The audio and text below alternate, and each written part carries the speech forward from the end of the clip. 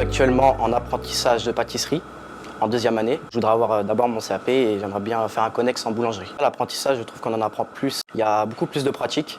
On est beaucoup plus en condition d'ouvrier. On commence tôt le matin.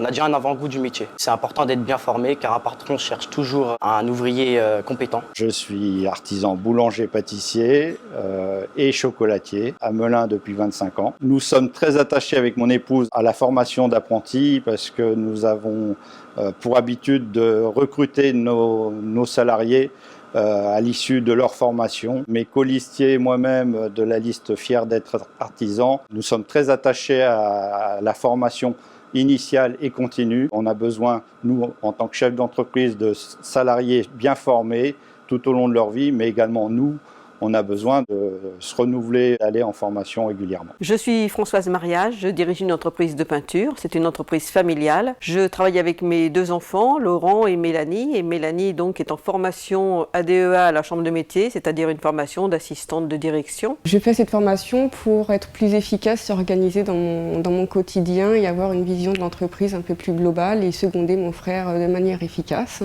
Et jusque-là, ça porte ses fruits parce que je me rends compte que notre travail au quotidien avance de manière plus organisée. La formation, c'est un investissement qui incombe aussi bien aux chefs d'entreprise, et d'ailleurs surtout aux chefs d'entreprise par rapport au temps passé auprès du jeune, et puis ce jeune qui doit nous montrer toute la motivation qu'il a pour ce métier. La dernière fois qu'on a eu un apprenti, c'était un petit peu compliqué. C'est pas qu'il n'était pas motivé, mais il a eu du mal à s'intégrer dans l'équipe.